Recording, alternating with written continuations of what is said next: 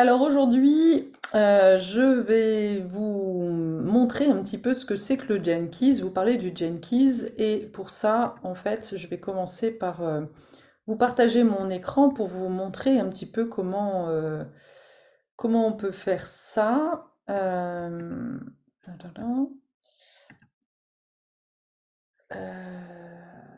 Voilà, hop, voilà. Donc quand vous allez, vous déjà, pour faire son profil Jenkins, il faut aller sur jenkins.com, donc Genekyeys.com. Vous allez tomber voilà, sur cette home. Après, vous faites Free Profile, le profil gratuit. Là, vous pouvez mettre le français et commencer à faire votre profil génétique. Alors, vous mettez votre nom, votre adresse email, voilà, tac. Vous mettez votre ville de naissance, je vais mettre une adresse au hasard. Ensuite, le jour de la naissance, je vais faire complètement au hasard. Non, 2019, ça va être pas beaucoup, voilà. Vous devez mettre votre heure de naissance et ensuite, vous avez créé votre profil. Voilà. Et donc là, vous avez en fait déjà pas mal d'informations. Alors, vous avez le résumé de votre génie. Je vais vous expliquer de quoi il s'agit. Le résumé de votre séquence amour et le résumé de votre séquence prospérité. Alors, et ensuite, vous avez donc les 4 premières clés qui vous sont résumées. L'œuvre de votre vie, ce que vous êtes venu faire, l'évolution, ce que tu es venu apprendre, le rayonnement, ce qui est essentiel à ton bien-être, à la santé en particulier, et la destinée, ce qui est essentiel à ta destinée. Donc là, tu vois, tu vas avoir en fait un profil qui se présente comme celui-ci, qui est d'ailleurs très proche du diagramme en fait de la Kabbale, puisque c'est inspiré de l'astrologie du I Ching et de la Kabbale, et avec, tu vois, 11 clés, 11 sphères. Donc, qui va de l'œuvre de la vie. Ensuite, numéro 2, c'est l'évolution. Ensuite, on va dans le rayonnement, ça c'est la troisième clé. La quatrième clé, c'est la destinée. Et après, on suit comme ça les différentes clés pour revenir en fait au point de démarrage. Donc déjà, en fait, ça nous donne une information, ça nous parle vraiment de notre euh, projet en fait d'incarnation, de ce que l'on est venu expérimenter en tant qu'âme. Donc c'est un outil qui va bien plus loin en fait qu'un outil de développement personnel, mais qui est un outil pour connaître vraiment notre mission d'âme. Et c'est pour ça que pour moi, il est hyper précieux. Alors, euh, il faut savoir que c'est un outil pratiquement inconnu encore en France. On connaît le Human Design, je ferai certainement une vidéo un jour là-dessus. Le Human Design est donc d'ailleurs un des premiers outils qu'a utilisé Richard Rudd, mais non pas en tant que créateur, mais en tant qu'élève. Il a été un des premiers élèves en fait de Roux, qui est le fondateur en fait du design humain.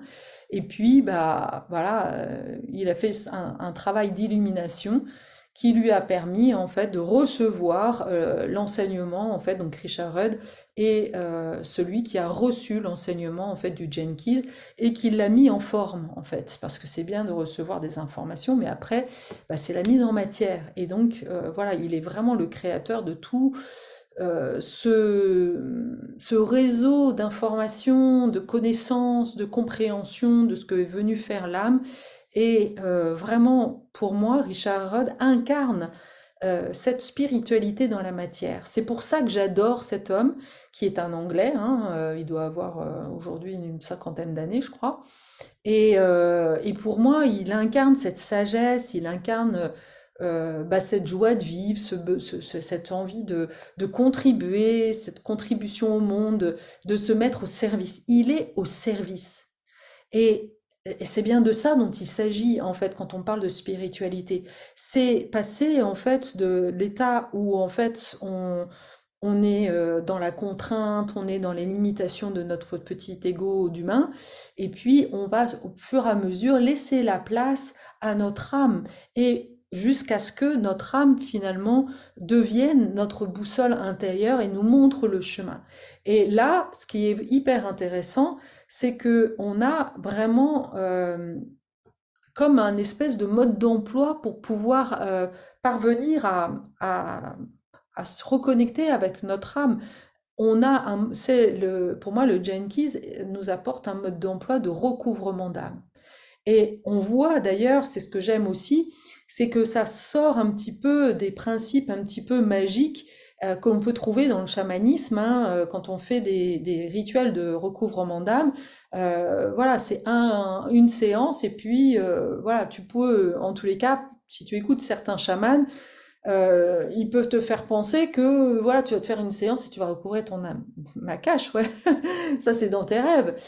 Donc il y a aussi beaucoup de manipulation, hein, voilà. Et alors que Richard Rudd, c'est vraiment quelqu'un qui incarne une vérité, une clairvoyance et quelqu'un d'honnête, d'intègre. Il est vraiment intègre et c'est ce que j'aime chez cet homme. Et donc c'est pour ça que j'adhère autant en fait à ces, à ces enseignements. Et en plus, voilà, cet outil-là, je l'ai testé, je le teste dans mes accompagnements et je vois la puissance en fait. Une fois, et déjà pour moi, j'ai commencé comme tout, je fais toujours, hein.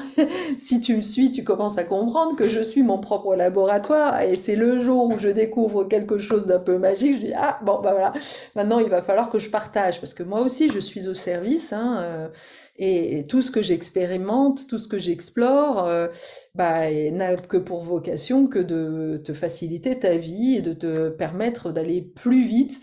Voilà, là, moi, où j'ai mis plus de 15 ans de recherche pour vraiment bah, vraiment me mettre au service et pouvoir écouter pleinement mon âme et qu'elle me guide en fait sur mon chemin d'évolution, eh bien voilà, je fais en sorte que ça soit beaucoup plus rapide pour toi et j'essaie de, voilà, de t'apporter aussi bah, des outils que j'aurais aimé trouver plus tôt. Voilà, mais c'est comme ça. Alors, il faut savoir que la plupart des enseignements, pour le moment, du Jenkins sont en anglais. Là, déjà, on a le profil qui est en français, c'est génial. Et puis après, bah, il y a des bouquins. Voilà, donc moi j'ai tous les livres de Richard Rudd. Voilà, tu as ça, c'est le gros bouquin qui décrit en fait qui résume un petit peu l'énergie de chacune des clés. Et puis, tu as plusieurs bouquins comme ça, qui sont des petits bouquins bleus, sur chacune des séquences. Parce que, donc tu le vois là dans le petit graphe, il y a plusieurs couleurs. Donc on commence avec le vert, là, les 4 premières clés, qui sont les 4 premières clés en fait du profil.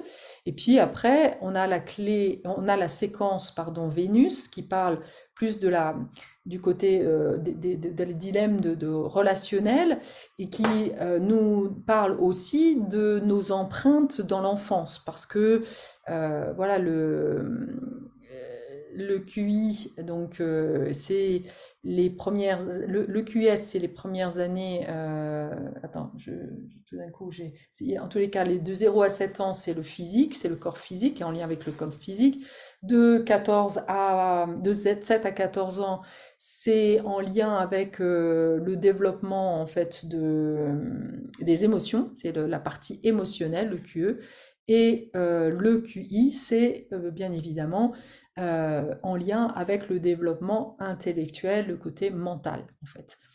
Et l'attraction, c'est la sphère qui va parler de tes problématiques, quelque part des dilemmes, de la manière dont tu rentres en relation avec l'autre. Donc c'est aussi hyper intéressant.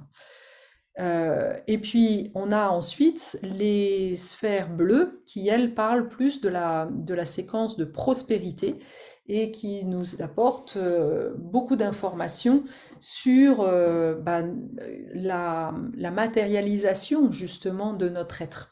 Et c'est ce que j'adore en fait déjà dans la philosophie et dans la démarche, c'est de voir en fait que notre travail, quelque part notre vocation, est bien la résultante en fait de à la fois de ce que notre âme est venue nous demande en fait d'expérimenter, là où elle nous demande d'évoluer, et quelque part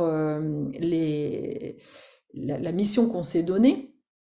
Elle parle aussi de cet équilibre de la santé, et puis elle nous parle aussi de l'importance de prendre soin de nos relations, en fait, de la relation à soi, de la relation à l'autre, et voilà, et c'est tout ça qui va ensuite aboutir à une vocation qui va être alignée avec ton âme, alignée avec tes valeurs, aligné avec un équilibre de vie, en fait, puisqu'il n'est pas question non plus de faire du travail seulement la seule manifestation de ton âme sur Terre, en fait. L'âme, elle va se manifester à la fois dans ton travail, mais aussi d'un point de vue relationnel. On est des êtres sociaux. Et donc, c'est ça que j'aime bien aussi dans le Gene c'est comment il nous rappelle à chaque moment, en fait, euh, bah, cet équilibre, des petites choses qui sont vraiment importantes pour faire ce travail en fait de spiritualité, encore une fois, de manifestation de, de, de, de ce travail que nous avons à faire pour devenir en fait la meilleure version de nous-mêmes. L'outil du Jenkins vraiment est un outil qui permet vraiment d'aboutir à la meilleure version de nous-mêmes, et j'ai même envie de dire à la vibration en fait de notre être évolué en fait.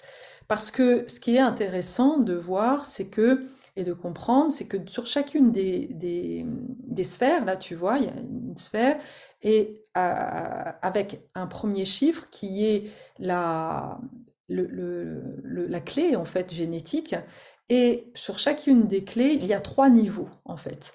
Et ça parle déjà, du coup, de 3 dimensions. C'est comme si, en fait, chacune des clés comportait déjà 3 types de vibrations.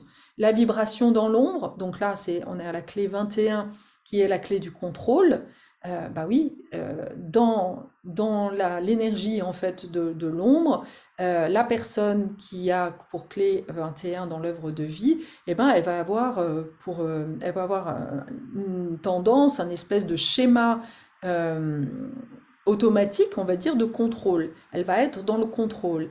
Et son but dans la vie, ça va être justement bien d'incarner un meilleur type en fait de leadership qui est l'autorité.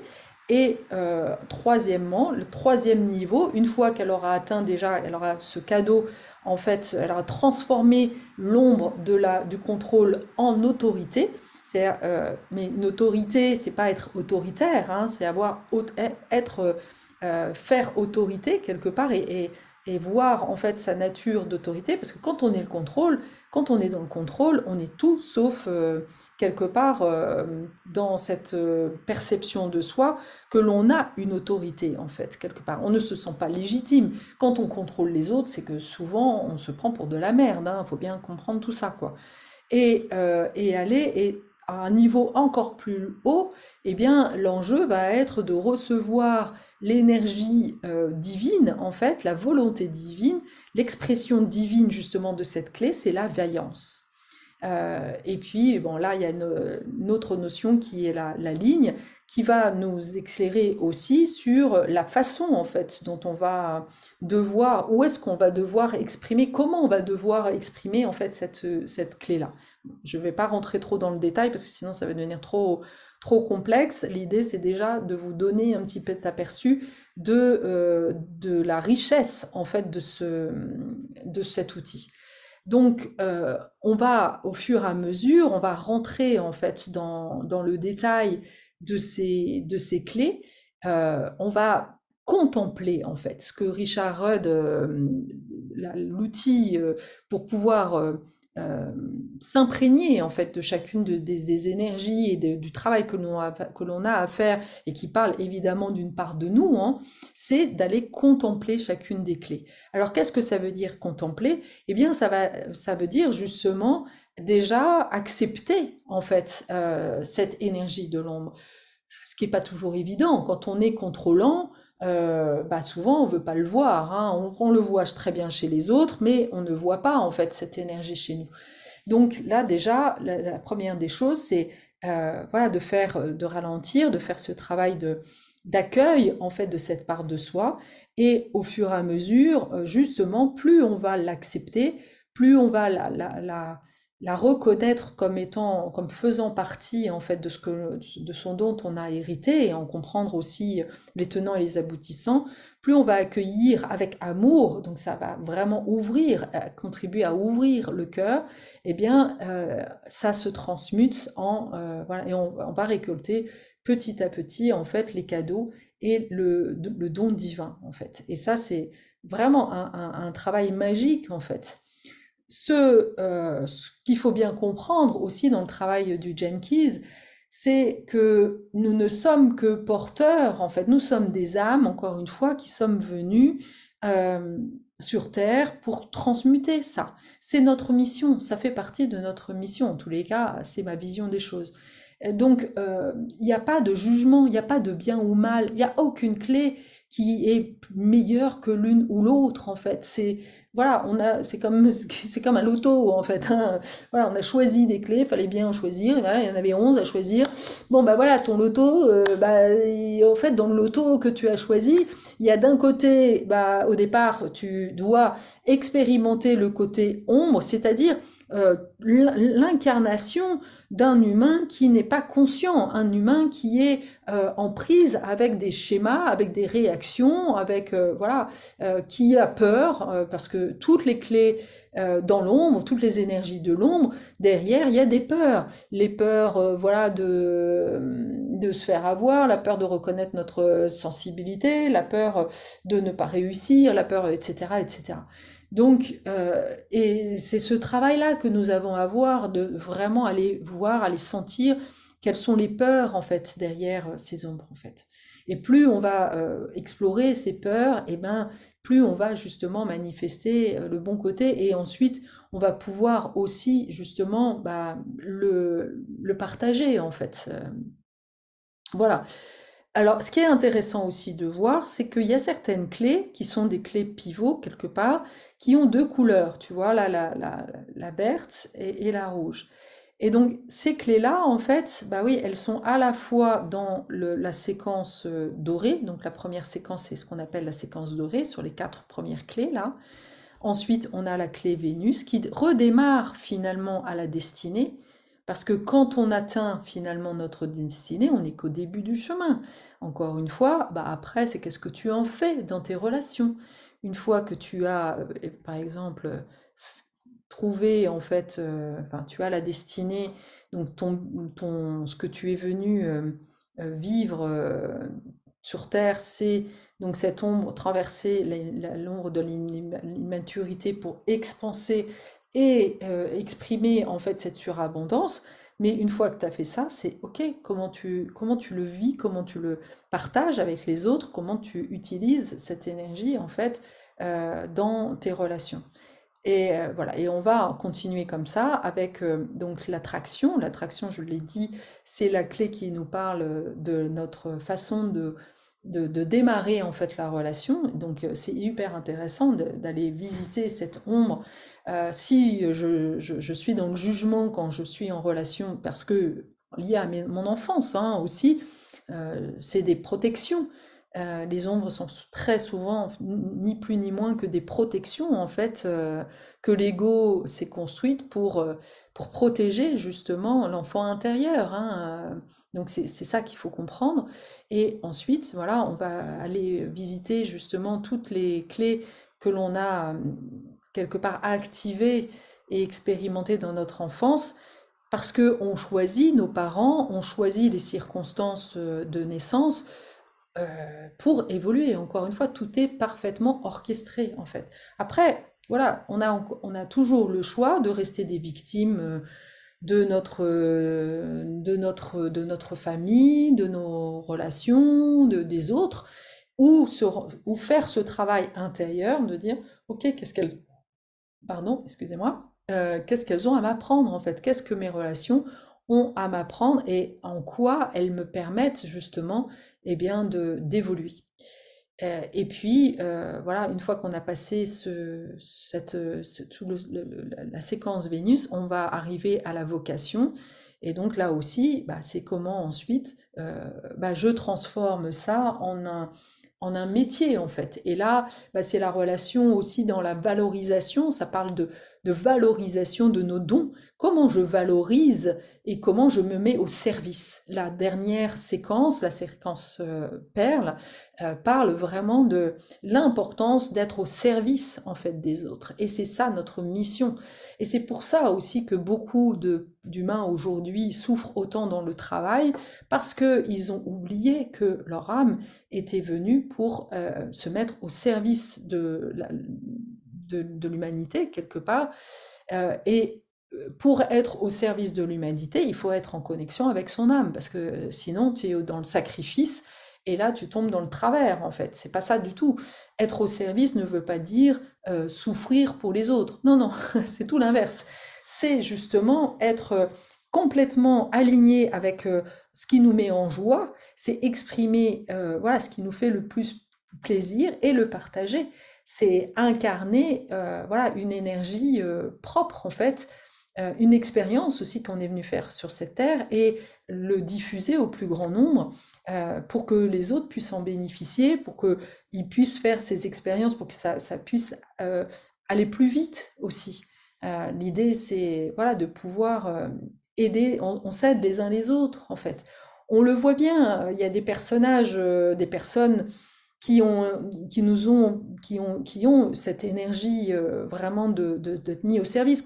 Pour moi, une personne qui tout de suite vient à mon esprit, c'est Simone Veil. Simone Veil qui a été quand même enfermée dans les camps, qui a vécu beaucoup de souffrances, bah, typiquement, elle s'est mise au service en fait du plus grand nombre pour faire en sorte que les gens, pour apporter beaucoup plus d'intégrité, de respect, ouais, de dignité, c'est le mot que je cherchais, de dignité aux humains, même dans des situations d'incarcération, par exemple. Mais c'est parce qu'elle-même l'a vécu. Elle a vécu la honte, elle a vécu ce manque il a fallu qu'elle le vive dans sa chair pour qu'ensuite elle ait envie, en fait, de faire évoluer les conditions, en fait, d'incarcération.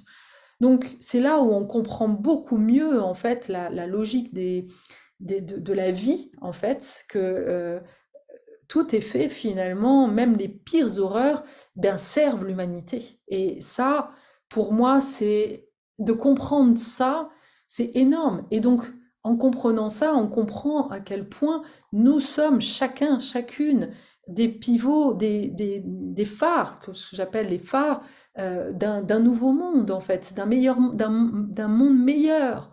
Et parce qu'on a tous souffert dans notre chair de quelque chose, voilà, et que nous avons fait des expériences et que ces expériences-là doivent vraiment, encore une fois, aider, apporter sa pierre à l'édifice pour construire un monde meilleur.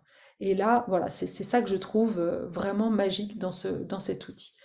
Voilà, donc c'est pour ça que ce qu'il faut savoir aussi, juste pour finir, donc il y a, comme le travail du Jenkins est en lien avec l'astrologie et donc aussi avec justement les énergies du moment, bien comme dans l'astrologie, il y a une clé qui est proposée toutes les semaines en fait. C'est comme si on traversait l'énergie d'une clé chaque semaine. Et c'est pour ça que depuis quelque temps, en fait, je vous partage en fait la clé, l'énergie qui est présente en ce moment, pour que vous puissiez, vous aussi, toi aussi, pour que tu puisses, toi aussi, eh bien, euh, quelque part faire ce travail d'introspection, sorte et voir en fait quelque part te réinterroger, puisque finalement il y a 64 clés, on en a 11, mais les 11 étant reliés à une autre, ça veut dire quelque part on a l'énergie de déjà 22, ça fait déjà pas mal. Et puis il y a certaines qui, même si on ne les a pas, elles nous parlent en fait. Donc c'est intéressant d'aller questionner à chaque fois, de se dire ah tiens, tiens cette clé-là, comment elle résonne, comment je peux juste déjà rester avec l'ombre, méditer, quelque part contempler, puisque la contemplation est encore plus forte en fait pour moi que la méditation, c'est vraiment se laisser imprégner dans nos cellules, aller revisiter dans notre histoire en fait comment à quel moment, tiens, à quel moment j'ai vécu, peut-être j'ai souffert de ça, mais si j'ai souffert de ça, c'est peut-être que bah, je porte aussi cette énergie-là et de reconnaître que bah oui, je porte cette énergie-là et donc du coup, bah si déjà j'accepte, c'est le trois quarts des chemins est fait en fait. Et on passe en fait de l'énergie de peur et de l'ego, du mental qui se croit meilleur que les autres. Et là, on va aller à la recherche du cadeau, donc de se reconnecter avec notre âme, encore une fois, qui est là pour expérimenter cette humilité aussi, cette humilité de se dire, bah oui, je suis un humain comme les autres.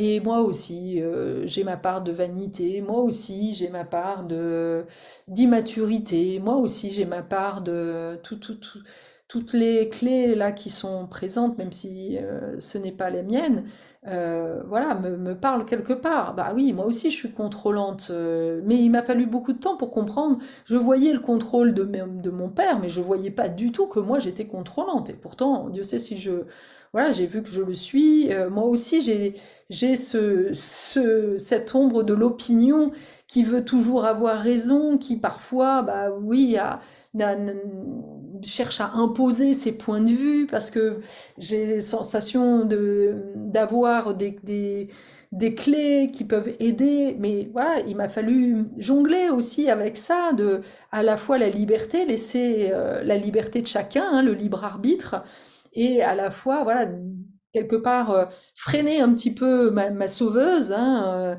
et voilà, et plus j'ai fait ce travail de d'autocompassion et d'arrêter de l'auto-jugement.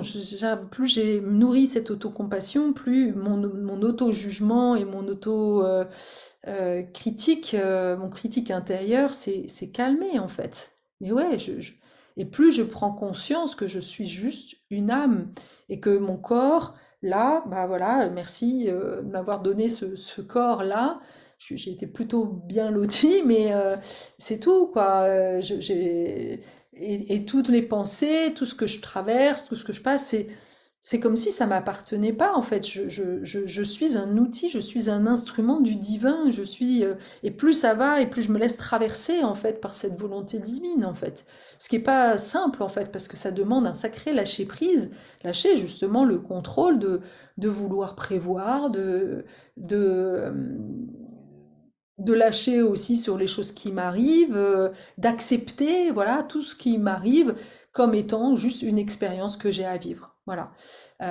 Donc voilà, j'avais vraiment envie de te faire partager ça parce que je parle des clés, mais il y a des fois, voilà, j'ai eu plusieurs personnes qui sont venues à moi qui m'ont dit, mais les Genki, c'est quoi ce truc? Est-ce que tu peux m'en dire un peu plus? Parce que je comprends pas très bien en fait à quoi ça sert. Voilà, bah, j'espère que ça a été plus clair et bah, je te souhaite une belle fin de journée parce que tu vois, là, ici, il est 18 h, la luminosité commence à baisser. À très bientôt.